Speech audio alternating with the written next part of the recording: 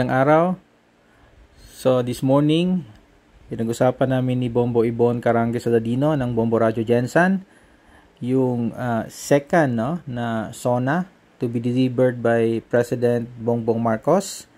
Ano yung mga commitments niya during the campaign, ano yung natupad, ano yung hindi natupad, ano yung mga ongoing projects, ano yung mga positive at saka negative na mga aspects so far na nagawa niya. So pag-usapan natin, pakinggan natin yung interview. Si Attorney Ray Cartojano, atong co-anchor sa Dorolex Sedlex. Attorney, good morning. May buntag, Bombo Ibon. Yes, Attorney, no? Usa ka tuig na sa pagpangatungdanan si Pangulong Bongbong Marcos. Naaba kay unsay mong personal nga opinion may kalabutan ni Attorney ug sa mga nahimo niini sulod sa usa ka tuig, Attorney Ray? Well, atong tanawon katong mga i-highlight nato siguro, Bombo Ibon, yes, kato yung mga gi-promise no sa katawhan. Medyo bugat-bugat itong mga yang promise sabi na sa kadaghanan nga mga nagalisod, Bombo Ibon, no? Katong presyo sa bugas, nag-stand out yun to, no? Katong 20 pesos nga commitment sa atong presidente.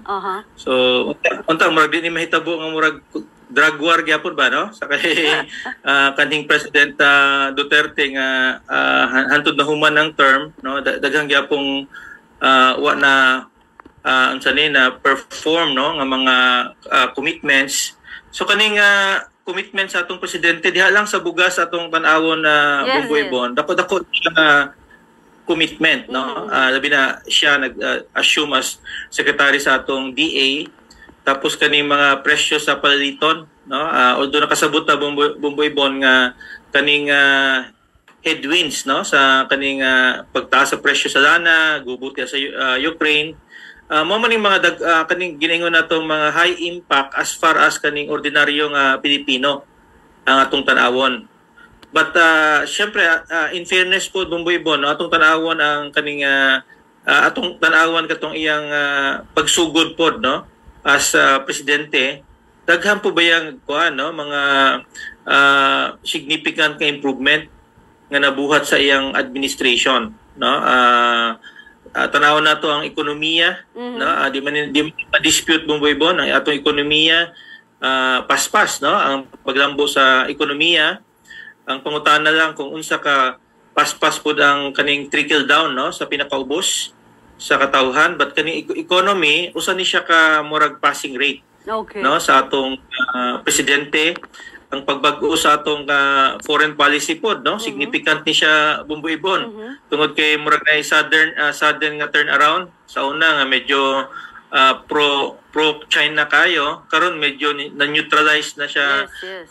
Bombo Ibon, tungod kay tanaw nato ang nasod sa Amerika usa pud kadako nga partner, no, sa nasod sa Pilipinas. Mo ning makita nimo mga highlights ba, no, mga balaod pud nga napasa. Murag di kayo paspas ang pagsuporta sa atong Kongreso. No, maski kontrolado sa atong presidente ang atong lower house sa iyang 42 nga priority bills, no, Bombo Ibon, unom lang din hang napasa sa atong Kongreso. So apil na din ha katong Maharlika Investment Fund nga hantud karon mapag-ipirmahan sa atong presidente pod.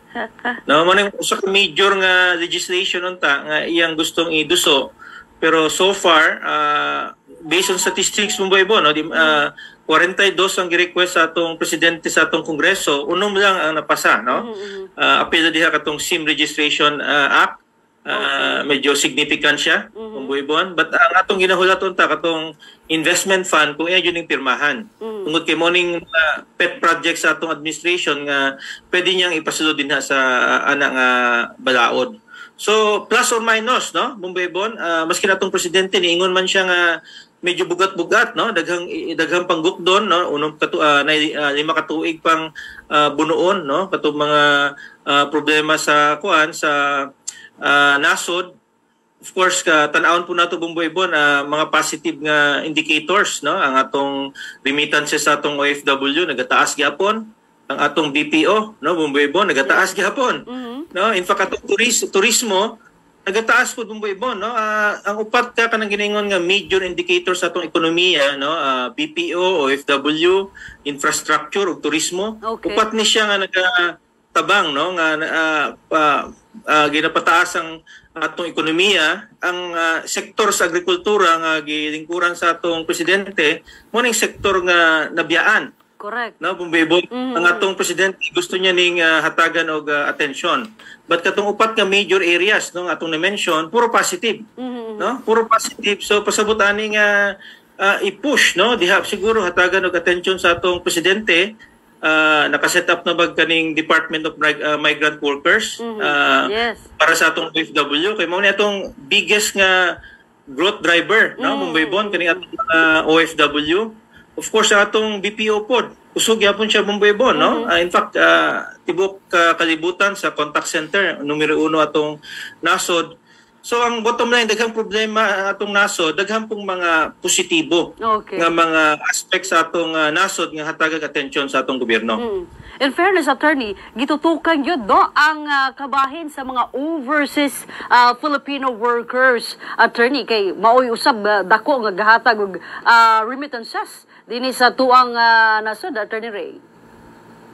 Yes, no, sa panahon na ni President Duterte gi-form kaning office kaning department, no, gi-elevate nila Bumboy Bon sa department level ang kaning migrant workers. Okay. So hinaot ang ilang i-push ni Bumboy Bon tungod kay usa ni siya ka major growth driver no sa atong ekonomiya. In fact, ang consumption din sa atong nasod, mga remittances na gikaga abroad, no, mo accounts lag 10% sa atong ekonomiya.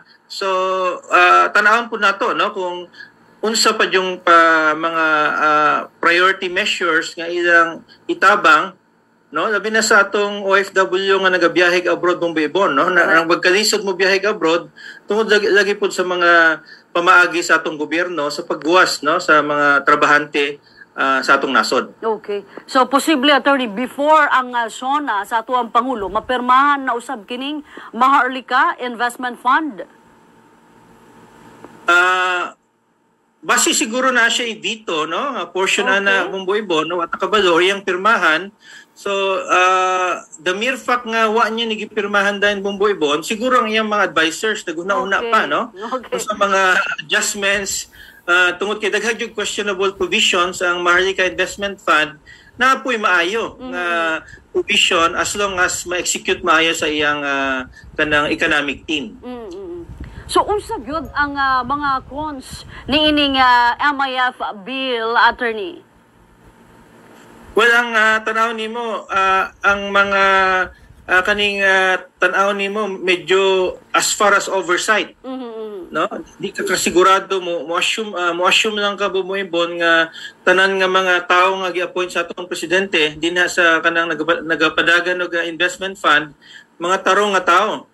No, tungod kay halos tanan dinha appointee sa atong presidente na sila mga murag as far as kaning mga procurement no nasa mga benefit kumpara sa ordinaryong corporation halos tanan pwede nilang sudzon Bumboy Bon no mura sila compete sa mga dagko nga mga kumpanya no kita nag-expect unta ta Bumboy Bon nga medyo i-limit no as far as kadong asa pwedeng hatagan og kaning focus no kaning Maharlika Investment Fund pero kita mo tanaw halos tanan no Bumboy Bon murag maskin sa sari-sari store no pwede sila mo invest. Correct. No, unta gihatagag focus no like for example major infrastructure no health facilities no kaning sa sektor sa atong agrikultura but ang final version halos tanan no maskin mo invest niya sa tapad nga sari-sari store nato Bumboy Bon pwede nilang buhaton no although kana siya medyo gi-highlight lang nato ang gi-exaggerate nato gamay Bumboy Bon but pwede silang invest no maskin sa klaseng investment nga pagtan-aw nila nga mulambo ang pondo sa gobyerno. Na naman day mga infra project nga buuan day aning Maharlika Fund. Paano maka benepisyo ani ang katawang Pilipino, attorney? Well, for example, kanang mga dagko nga kumpanya nagakolekta man na sila toll fees, no? Okay. Bumboy Bon. So, parang ang pagtanaw sa gobyerno, pwede silang mukumpit. Natanaw nila nga medyo dako-dako ng kita sa pangolekta, no? Musulod kag toll, bayad kag isa kagatos, 200, no? Bomboy-bon. So, pag-operate pa lang, nanay kwarta dayon, no? So, ang pagtanaw sa atong gobyerno, nga kung sila mismo mangolekta, no, kanang pundo nga ilang makolekta, pwede nila nang i-turn over sa national government as income. Mo nang concept nila, no, murag ang gobyerno mo compete, no, sa private sector. Okay. Sayang pagpangatungdanan, Attorney, unsa pag-iangayang tutukan sa tuang Pangulo? Daghan kayo, no? Bomboy-bon, siguro mo-highlight lang siya kanang mo-identify lang siya, kita matanaw Bomboy-bon, kato yung mga promisa. Yes. Sa katawan. Kaya wala no, pa. Katong medyo ma-recall sa katawan no, naka-elect presidente nga giboto sa more than 30 million nga Pilipino, ang mo-stick jud sa hunahuna sa ordinaryo nga Pilipino Bomboy-bon, katong 20 pesos. Yes. Nga kilo. No, kay kato siya tangible to siya Bomboy-bon, no? Tangible to siya, something medyo makadulot sa bulsa sa ordinaryo nga pamilya nga Pilipino. So naghinaot ta Bomboy-bon nga mahimo siyang successful ana tungod kay ang bugas, no? Dako ni siya nga contribution, no, sa pagmenos sa gastos sa usa ka ordinaryo nga Pilipino nga pamilya. Okay. Pero nakuha na Attorney, naalang sa 25 pesos, pero sa mga kadiwa, stalls lamang. Siguro ilan ang i-broaden, Okay. no, ang distribution channel Bomboy-bon kay syempre di man tanan makaagtuan ng Kadiwa Center, correct. Ilang i-improve siguro nila ang distribution center pagkatapos buhaton nila nga sustainable na kay murag ang pagtanaw sa katawhan sustainable na siya Bomboy-bon basta i-subsidize sa gobyerno. No, so kung sabot nga i-subsidize nimo, gikan gyapon kwarta sa katawhan gyapon. No, ni kuha kag kwarta sa pikas nga bulsa, balhin nimo sa pikas nga bulsa para masustain nimo ning commitment nga 20 pesos kada kilo sa presyo sa bugas. So far wala to makita Bomboy-bon, no, nga remedyo nga paspas tungod kay kung muhulata ng for example kana ilang mga programa, no, mechanization, irrigation, no, farm to market roads, dugay man gud ni siya Bomboy-bon nga cycle. No, maski mo tanom kag humay, di man day na nga pagtanom nimo sunod bulan na day harvest. Correct. Dugay na siya nga kuan pagkatapos kaning how competitive pud ang imong presyo pag-abot sa merkado. So ang makita na nato nga paspas din Bomboy-bon nga in the next 1 to 2 years nga makumit sa atong presidente ng 20 pesos nga kilo, i-subsidize, no, sa atong gobyerno siguro 10 pesos para mo ma-commit sa atong presidente kaning iyang 20 pesos nga kilo nga commitment. Okay. Usa pod sa natagan og pagtagad sa atong Pangulo kining mga housing projects, Attorney, para sa mga Pilipino sa mga walay panimalay.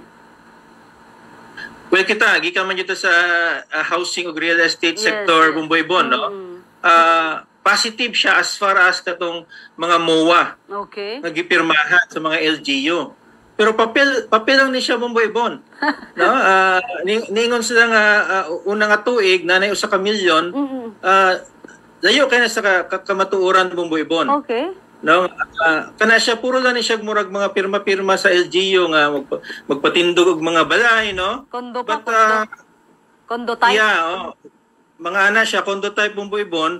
Pero kani siyang mga housing nga gina-target man gud nila, mo-cater ni siya sa middle o lower middle class lang Bomboy-bon. Okay. Parang kay paminawon sa kuan ba sa politika, no, but atong tan-awon ang kanang mga pobre jud, no, kaning mga informal nga sectors wa pa jud na klaro nga na-address. No, although na yung mga pirma-pirma pa Bomboy-bon, no, mga naghinaot nga ilan ning ma-jump start, no, kay unang tuig pa man, no, sayo pa man ang kuan ang administration, but so far kanang ginaingon nga 1 million sa isa ka tuig, so far siguro ang compliance sana kanang actual nga mga units nga napatindog wala na sa 10%, no, sa atong monitoring. Okay. So tanaw naton sa ning pagdiskarte sa atong presidente o kaning iyang secretary sa DSUD. So far more of hype pa siya. Hype pa. More of kaning ginaingon nga political hype nga ma-deliver. But taghinaot maski hindi na siya 1 million Bomboy-bon. Maski may katunga lang, no? Ang comply sa atong administration, kung ako mo rate, hatagan ako ni 100% nga rating. Okay. Ang administration, kung makomply lang nila, kaning maskin 50%. No, sa atong patag. Okay. So nasayran po na to, attorney, kini dili libre aduna gihapoy bayaran ang pipila o kinahanglang miyembro ka sa pag-ibig. Well, mo na siya nga at dugay na to nagstudyo na Bumboy-Bon, usa na siya ka flawed no nga kuan nga strategy tungod kay di man yun na ma-afford no sa kadaghanan. Di yun na siya ma-afford Bumboy-Bon. Dugay na to nagistudyohan. Di yun na siya ma-afford kung mo assume ta nga iagi nimo pag-ibig kay di man tanan Bumboy-Bon. No, mayun kag 70% iagi nimo pag-ibig. Di yun na siya mabayaran Bumboy-Bon. No, mayun kag 5,000 o 7,000 per month. Oo. Yes, so wala na ito ginakriticize karon Bumboy-Bon tungod kay sayo pa ba no pagkatapos daghan pa sila mga pirma-pirma sa atong LGU no muwa kunuhay no nga mo ni nga ilang kuan pero sakto ka din ha no in terms of affordability ang strategy is karon magbukas so far kung kita mo tan medyo off sa direction. Correct. No di man yun na siya ma-afford Bumboy-Bon no di lang na 100%, no? Atong opinion, 101% nga kanang approach, di yun na siya ma-afford sa almost 70%. Correct. Sa mga public. No, so in short, kanang housing nga ilang ginakuan karon, gina-propose, mo-cater lang ni sa katong mga formal sector, Bumboy-Bon, sa English pa ba? No, may formal sector na kay pag-ibig, na kay SSS, na kay health. No, kanang ginaingon natong informal sector so far, wa pa yun na nag-create og kanang headways no kaning ilang strategy sa housing. Pagkatapos ang atong DSUD Secretary Bumboy-Bon nakabalo man ta developer man ni siya Bumboy-Bon no. No usa ni siya gikan sa industriya sa developer. So nanghinaot lang ta nga nasa adjustment. Yes. Nga buhat. Kaya napa may slide di makatuig. Nga mohimog adjustment but so far atong nakita no ang approach is medyo flawed. Ang approach in terms of kaning pagsulbad sa 1 milyon nga backlog no sa atong nasod. So possible di ma-cater ang mga poorest of the poor, attorney. Well, kung ang reason is kanang ginaingon nilang iagi nilang formal no nga mga sektor, di yun na siya Bumboy-Bon. Okay. No kay ang statistics ana no sa mga eksperto maskin 5,000 Hindi yun kayang bayaran. Murag bugat. Hindi na kaya na 5,000. Mingon kag mga almost katunga sa kanang atong population nga walay mga balay. Hindi yun nila kaya ng bayaran. Maski kanang ginaingon nato nga 5,000 pesos per month. So naginaot lang ta nga grounded ning atong mga officials Bumboy-Bon, no? Di lang kanang sige papirma kay mayor, kay gobernador, no? Pagkatapos wa man yung actual nga balay nga napatindog. No, so far naginaot nga sa ikaduha nga tuig na significant nga pag-apas nila no sa atong backlog. So motong gingon natong Bumboy-Bon maskin 50% lang na ila ma-comply. Kung ako sigurong maestro, hatagan ako ni 100% nga rating. No, kaning strategy sa atong administration. Okay. Dinita sa Department of Agriculture, kay nagpabilin siya sulod sa usa ka tuig, attorney, siyang limong kalihim sa Department of Agriculture nganong dili mabuhi-buhian sa atong pangulo ang pagkakalihim sa DA, Attorney Ray. Well, nakita siguro sa atong presidente Bumboy-Bon kumulingkod siya din na sa DA, paspas ang kooperasyon sa ubang administration, ubang ahensya sa gobyerno. Okay. No, kay presidente, pagkatapos secretary sa DA, in terms of coordination, iya ding ma-cascade sa mga related nga agencies, no, like DAR, DILG, Department of Finance, paspas ang iyang execution.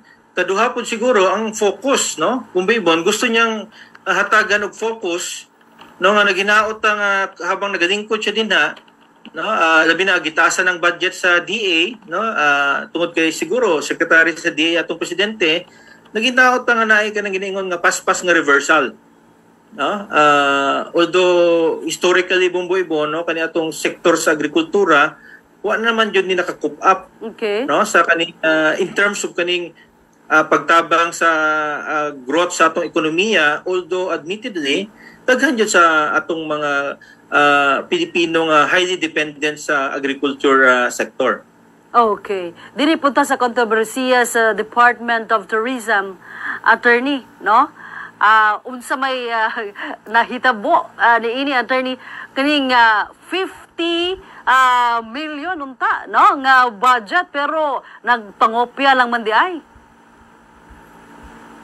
Wala atong kitanaw na murag dikto dako nga problema sa katong ad agency. No, Bombay Bond, murag sa kuan man gud na murag ang ilang commitment original, no, nga mga materyales, pero ang niguwas di ay puro mga kuan ni, mga existing material, no, gikuha nila sa internet, no, kanang imong paliton lang Bombay Bond ang mga kuan, mga pictures. So, maskin katong airport, di man to sa Pilipinas daw Bombay Bond, no? Katong rice terraces sa Indonesia man to. Magkatapos katong murag fisherman, dito man daw sa Vietnam to Bombay Bond. So in short, usa ka angkor nga kanang ginaingon nga advertisement sa atong nasod nga puro lang kinawat ang kuan, materyales Bombay Bond. So kana siya murag settled naman yun na siya, dapat i-recall na siya, no, nga materyales tungod kay lisod kay itong mark materyales, no, gikan sa ubang nasod. So nanghinaot ta Bombay Bond nga naay paspas nga aksyon ang atong DOT secretary, kay so far atong monitoring sige lang man gyapon siya push nga idayon ning kuan, no, kaning Love the Philippines Bombay Bond without clarifying or kanang mo take o kanang strong action batok sa katong agency, o di ba maskin sa iyang mga tauhan Bombay Bond wa may klarong investigation nga nahitabo, no. So muhulat pa siguro ni investigation sa Senado ug sa atong Kongreso. Dapat ang atong DOT secretary iyan na ning gipang siguro preventive suspension, no, para pakita niya Bombay Bond na iyang giaksyonan. So far, imong i-monitor siya, murag interested man siyang i-push gyapon. Kaning rebranding sa atong turismo. Okay, so sa pagkakaroon daghan kay nga mga kontrobersiya naapag yun NBI. Attorney, katong nagsayo-sayo, nag-national conference niya, nagpasayo-sayo ang mga nasampit sa masulti ni mo ani, attorney. Well, mga activity sa mga ahensya sa gobyerno, dapat siguraduhon sa mga organizers Bombay Bond kanang presentation.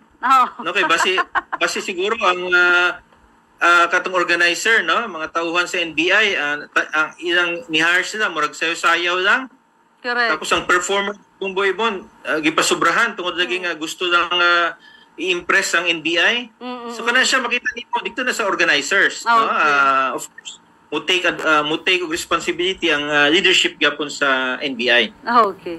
Attorney, lastly, unsa tong angayang i-expect atul sa SONA ni PBBM karong July, attorney? Well, maminaw ta sa iyang murag updates, no? Bombay Bond na ay mga positive definitely performance ng administration, no? Makita po nato nga ang iyang administration aning kamot jud nga isulbad ang problema sa atong ekonomiya, sa atong nasod, no. So atong tan-awon unsa iyang paghanay, no, sa performance sa iyang administrasyon ug unsang mga adjustments nga buhaton sa iyang administrasyon para mapapaspas o di ba ma-deliver to iyang commitment, no, sa katawhan nga nidaog siya as presidente. Daghang kay salamat sa imong oras, Attorney Ray Cartojano. Yes, anytime, no, Bombay Bond. Mao kadto mga kabombo, atong co-anchor sa Dorlex Redlex si Attorney Ray Cartojano sa nagkareyang mga issues dinhi sa tuang nasud. Sa atong pagbalik